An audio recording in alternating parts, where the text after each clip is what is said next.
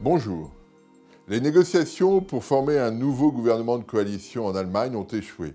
Angela Merkel n'a pas réussi à trouver un cadre suffisamment large pour mettre ensemble son parti, le CDU, les libéraux et les Verts. De la sorte, elle n'est plus maître du jeu.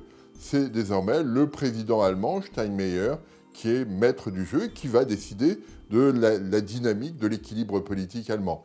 Lui préférerait trouver probablement un compromis, une coalition avec les sociodémocrates du SPD, ou peut-être un gouvernement minoritaire, avant de rentrer dans une négociation pour de nouvelles élections qui pourraient avoir lieu au début de l'année 2018. Donc on voit bien la problématique. Le risque pour nous, c'est de faire de telle sorte que cette situation se traduise par des préoccupations beaucoup plus internes, beaucoup plus domestiques que européennes. En d'autres termes, Angela Merkel, dans la configuration telle qu'elle était d'une certaine manière une garante de l'ouverture de l'Allemagne sur l'Europe, et les accords implicites qu'il y avait avec Emmanuel Macron étaient plutôt rassurants. Si les orientations, si les préoccupations deviennent très internes, l'Europe, la question européenne, deviendra un peu subalterne, et ça, c'est préoccupant. Parce que quand on regarde la situation européenne, qu'est-ce qui fait que tout le monde est plutôt optimiste?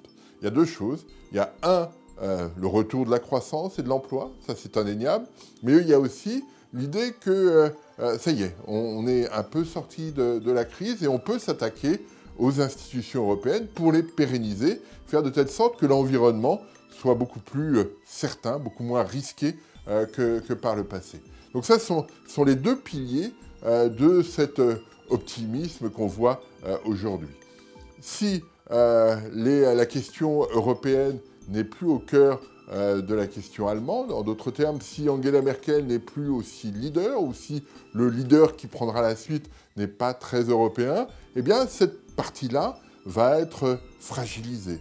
Et donc, ça créera forcément de l'incertitude pour l'ensemble des Européens. Parce que jusqu'à présent, on disait, on va changer la donne et ça sera pour le mieux. Là, d'un seul coup, Macron risque de se retrouver un petit peu tout seul dans la question des institutions européennes et de leur modification. Donc ça, c'est un vrai souci. Et cette incertitude pourrait ressurgir sur la dynamique de croissance, sur la façon dont les chefs d'entreprise perçoivent l'avenir, un petit peu plus d'incertitude, ça crée une situation un peu moins robuste à moyen terme.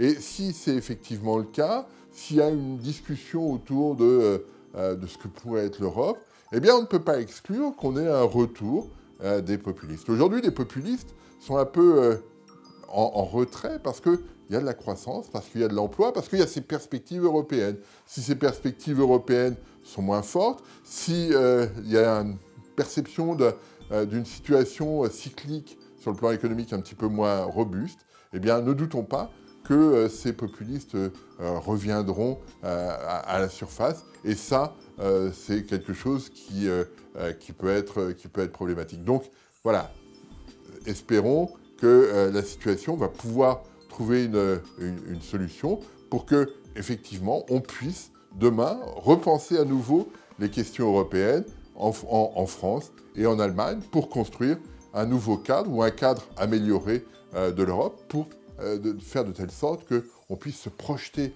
à long terme, et c'est ça qui sera le plus important. Je vous remercie.